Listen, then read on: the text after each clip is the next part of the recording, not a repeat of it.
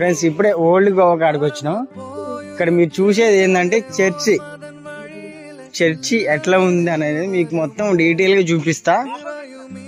ఇక్కడ పార్కింగ్ ఉందన్నమాట. అంటే కొంతమంది స్కూటీస్ మీద వచ్చి కిరాయి తీసుకొని ఇక్కడ పెట్టుకుంటారు, కార్లు ఇక్కడ పెట్టుకుంటారు. అక్కడ ఉంది పార్కింగ్ సెంటర్. ఇవన్నీ షాప్స్. చాలా మంది వస్తారు చూడు, ఫార్మర్స్ అందరు వచ్చి ఇక్కడ అది చూసిపోతుంటారు ఓల్డ్ గోవా. బాయ్స్ మీకు ఓల్డ్ గోవా నుంచి జీసస్ క్రైస్ట్ వచ్చిన చర్చి మీకు చూపిస్తున్నా. ఇగో మీకు కనపడేది అదే ఓల్డ్ చర్చి. కాకపోతే ఇక్కడ అవన్నీ అడ్డున్నాయి. మీకు లాంగ్ నుంచి తీద్దామంటే తీసేట అంత లేదు. ఇక్కడ కన్స్ట్రక్షన్ జరుగుతుంది. మన బ్యాడ్ లక్ అనుకోవాలి.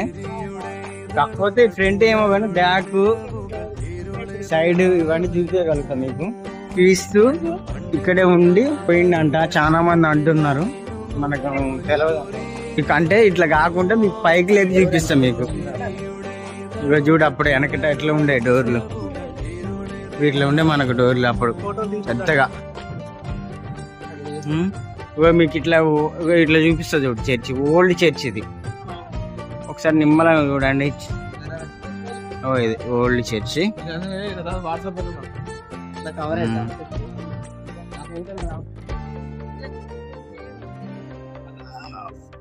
ఓకేనా చర్చి?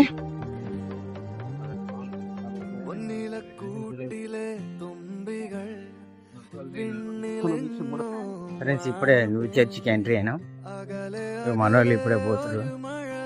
ఇది వన్ సైడ్ నుంచి మీకు చూపించేది, పూర్తిగా ఫ్రంట్ సైడ్ నుంచి తీస్తా.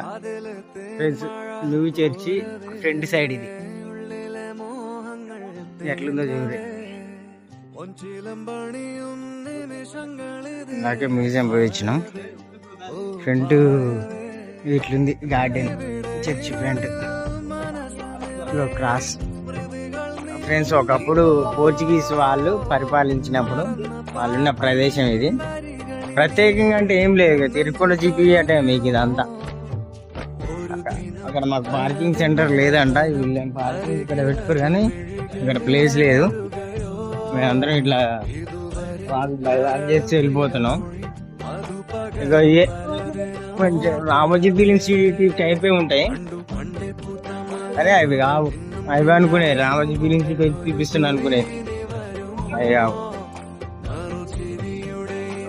ఒక 2-3 ఏరియాలు ఇలా తిరిగితే మీకు అర్థమైపోతుంది ఎవరిది ఏందనేది. కొత్త చర్చ్ లేకపోతే పాత చర్చ్ తెలియదు మనకు. దూరం నుంచి చూస్తుంటే కొత్త చర్చిలు టైపే ఉంది. ఇట్లా తిరుక్కుంటూ వీడియో తీసుకుంటూ పోవటం. ఇంకా ప్రత్యేకంగా అయితే మీకు ఇట్లా ఇల్లు అయితే చూపించలేము అనమాట. చూడు గల్లీ ఎట్లుంది ఇది, చూడు స్మాల్ గల్లీ.